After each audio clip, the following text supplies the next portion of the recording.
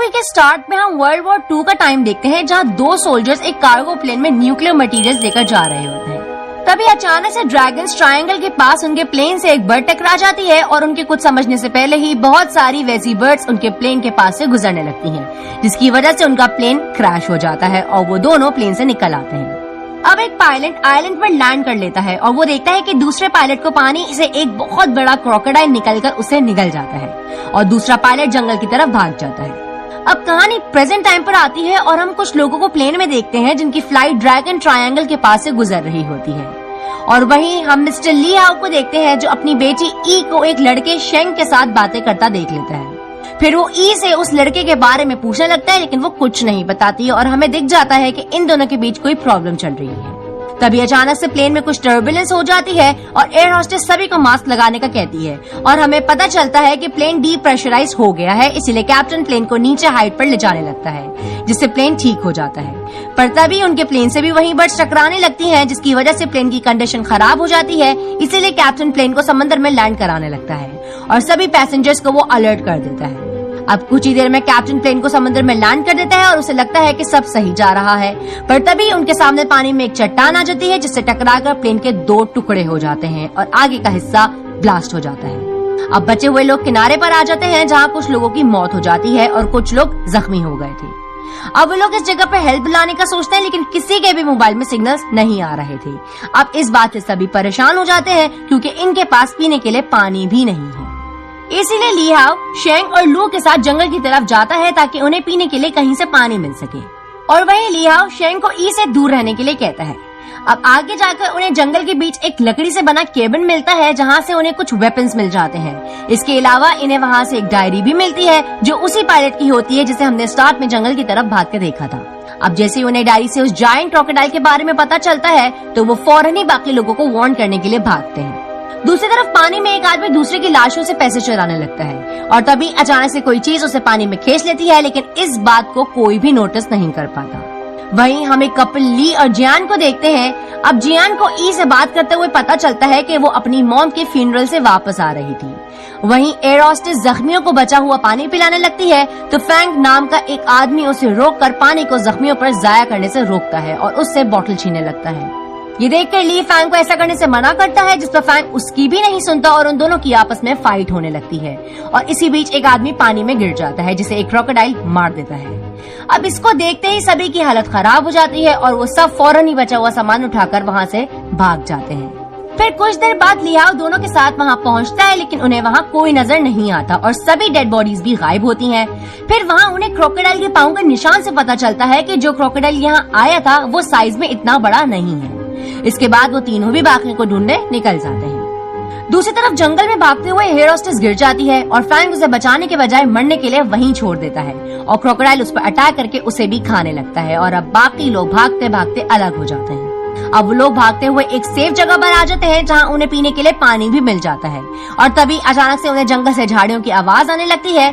फिर पता चलता है कि ये तो ली हाउ शेंग और ली है।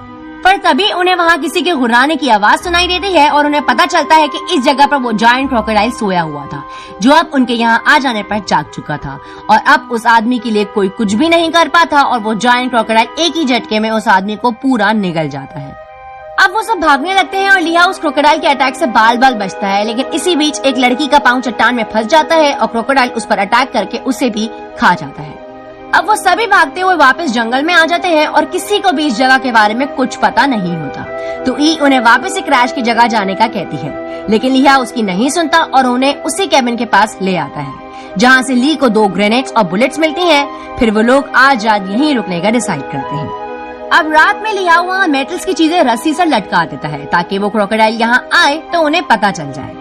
इसके बाद वो सब खाना खा रहे होते हैं और तभी स्मोकिंग को लेकर ली हाउ की ई के साथ बहस हो जाती है और वो यहाँ से चली जाती है। फिर कुछ टाइम बाद ली हाउ और ली फेरा देने के लिए केबिन के बाहर रुकते हैं। तभी अचानक से वहाँ पर उस पायलट का स्केलेटन गिरता है।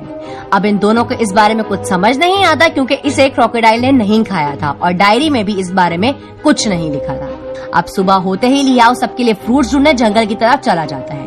दूसरी तरफ हम लीकी और फैंग को साथ देखते हैं, जहाँ पर लीकी के पाँव में कोई लिक्विड चिपक जाता है और उसे हटाने के चक्कर में वो स्लिप हो जाती है और वो लिक्विड उसकी पूरी बॉडी पर चिपक जाता है। अब वो उसे साफ करने पानी की तलाश में निकल जाती है और हम इस जगह पर एक जायंट स्पाइडर के बेबी को देखते हैं। दूसरी तरफ शैंक और ई की आंख खुलती है तो वो दोनों केबिन से बाहर आते हैं और उन्हें वहाँ बहुत से जायंट स्पाइडर्स सोते हुए नजर आते हैं। ये देखते ही दोनों बाकियों को भी उठा देते हैं और इतने बड़े बड़े स्पाइडर्स को देखने के बाद इन सभी के तोते उड़ जाते हैं। अब ये सब यहाँ से छुपके से निकलने का डिसाइड करते हैं, जिस पर ई को अपने डैड की फिक्र होने लगती है, लेकिन अभी उनका यहाँ से निकलना ज्यादा जरूरी था। इसीलिए वो सब स्पाइडर्स के सोने का फायदा उठाकर छुपके से बाहर आ जाते हैं और तभी उनकी नजर लू पर जाती है जो अभी भी वहीं सोया होता है। इसके बाद शैंक उसे जगाने जाता है और इसी बीच शाओ छुपके से भागने की कोशिश करता है, लेकिन वो गलती से स्पाइडर्स को ही जगा देता है, जिसके बाद स्पाइडर उस पर अटैक करके फौरन उसे मार डालती है। अब बाकी लोग इन जायंट स्पाइडर से अपनी जान बचाने के लिए भागने लगते हैं। इसी बीच लिहाओ को उनके चीखने की आवाज सुनाई देती है तो वो फौरन उस तरफ बढ़ता है। वहीं भागते हुए उस कपल को एक जायंट स्पाइडर घेर लेता है और उन पर अटैक करने की कोशिश करता है। ये देखकर लू उस स्पाइडर का ध्यान अपनी तरफ खींचता है और स्पाइडर को अपने पीछे यहाँ से लेकर चला जाता है। अब तभी वहाँ पर और भी जायंट स्पाइडर्स आने लगते हैं तो वो सब वापस से केबिन की तरफ भागने लगते हैं, पर वहाँ पहुँचते ही वो एक दूसरी जगह छुप जाते हैं क्योंकि स्पाइडर्स उनके काफी करीब आ चुके थे। अब ये लोग इस जगह पर बुरी तरह फंस जाते हैं और तभी लिहाओ वहाँ आ जाता है और उन्हें फंसा देकर सब जायंट स्पाइडर्स को अपने पीछे लेकर केबिन की तरफ चला जाता है। अब इन लोगों को भागने का मौका मिल जाता है और वो यहाँ से निकल जाते हैं। वहीं केबिन के पास लिहाओ को लू मिल जाता है और वो दोनों केबिन में जाके छुप जाते हैं, लेकिन तभी एक जायंट स्पाइडर अपना जहरीला डंक लू में घुसा देता है। ये देखकर लिहाओ उसका मुकाबला करने लगता है और उसका एक डंक चाकू से काट देता है। अब जहर फैल जाने की वजह से लू की मौत हो जाती है। तभी जायंट स्पाइडर फिर से लिहाओ पर अटैक करने लगता है तो लिहाओ उसका डंक उठाकर उसका सामना करने लगता है और केबिन में रखे ग्रेनेड से उस स्पाइडर को उड़ा देता है।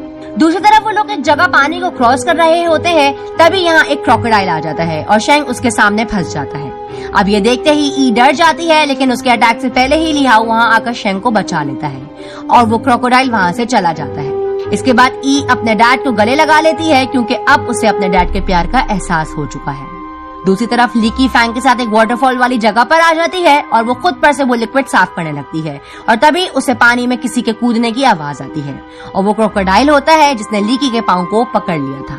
अब वो उसे पानी में खींचने लगता है तो लीकी बचने के लिए फैंग का पाँव पकड़ लेती है, लेकिन फैंग उसे लाते मारकर पानी में ही धकेल देता है और क्रोकोडाइल लीकी को खा जाता है। वहीं दूसरी तरफ वो लोग उस सोल्जर के क्रैश प्लेन को ढूंढ लेते हैं और प्लेन देखकर लिहाओ समझ जाता है कि ये प्लेन न्यूक्लियर का सामान ट्रांसपोर्ट करने के लिए यूज होता था। शायद न्यूक्लियर के सामान के रेडिएशंस की वजह से साइलेंट पर क्रोकोडाइल और स्पाइडर्स म्यूटेटेड हो गए हों। अब प्लेन से उन्हें रेडियो का सामान मिल जाता है जिसे शैंक फिक्स करने लगता है और वहीं से ली को एक गन भी मिल जाती है। अब कुछ देर बाद शैंक रेडियो को फिक्स कर लेता है और ई रेस्क्यू टीम से कांटेक्ट करके उन्हें यहाँ की पूरी डिटेल दे देती है। अब रेस्क्यू टीम साउथ की तरफ आने वाली थी तो लिहाओ ई से डायरेक्शन पूछता है और वो उन्हें साउथ की तरफ ले जाने लगती है। अब रास्ते में उन्हें फैंग भी मिल जाता है और वो भी उनके साथ आगे बढ़ता है। अब आगे जाकर वो एक जगह पहुंचते हैं जहां से उन्हें एक नदी क्रॉस करनी थी, लेकिन जियान स्वयं नहीं कर सकती थी, इसीलिए लिहाओ एक राफ्ट बनाता है और पहले खुद उस नदी को क्रॉस करता है और पेड़ की डाली से वो राफ्ट को खींचता है जिस पर जियान होती है और बाकी लोग स्विम करके दूसरी तरफ बढ़ने लगते हैं। तभी अचानक से वो जायंट क्रोकोडाइल उनकी तरफ आने लगता है। ये देखते ही सभी जल्दी से किनारे की तरफ बढ़ने लगते हैं और खींचते हुए वो डाली टूट जाती है। अब वो तीनों तो स्विम करके नदी से बाहर आ जाते हैं, लेकिन अब वो कपल नदी में फंस जाते हैं। इसीलिए ली जियान को किनारे की तरफ बढ़ा देता है और उसे बचाने के लिए खुद को सैक्रिफाइस कर देता है। इसके बाद जायंट क्रोकोडाइल फिर से उनका पीछा करने लगता है और सभी लोग जान बचाने के लिए भागने लगते हैं। इसी दौरान फैंग नीचे गिर जाता है तो ये देखकर ई उसकी हेल्प करने आती है, लेकिन फैंग ई को ही क्रोकोडाइल के आगे फेंक देता है। इसके बाद क्रोकोडाइल उस पर अटैक करने ही वाला होता है कि तभी लिहाओ वहाँ आकर क्रोकोडाइल पर फायरिंग करने लगता है जिससे वो जख्मी हो जाता है और ई साइड में हो जाती है। वहीं भागते हुए फैंग को हार्ट अटैक आने लगता है तो क्रोकोडाइल उसकी तरफ बढ़ने लगता है और इसी में ई के जैकेट उस क्रोकोडाइल की नोकीली पूंछ में फंस जाती है और वो फैंग को चबाता हुआ ई को लेकर वहाँ से चला जाता है। अब लिहाओ क्रोकोडाइल के निशान का पीछा करने लगता है और इसी में रात हो जाती है। वहीं लिहाओ के पीछे पीछे शैंक और जियान भी उसके पास पहुंच जाते हैं। अब वो निशान का पीछा करते हुए एक गुफा में पहुंच जाते हैं जहां वो क्रोकोडाइल सोया हुआ था। फिर शैंक जियान को बाहर उनका वेट करने के लिए कहता है। अब अंदर जाकर लिहाओ और शंग ई को ढूंढने लगते हैं जहाँ उन्हें ई एक जगह छुपी हुई मिल जाती है और वो अपने डैड को वहाँ देखकर बहुत खुश हो जाती है। अब वो यहाँ से निकलने लगते हैं, लेकिन तभी वो सब शॉक्ड हो जाते हैं क्योंकि वो क्रोकोडाइल जाग चुका था।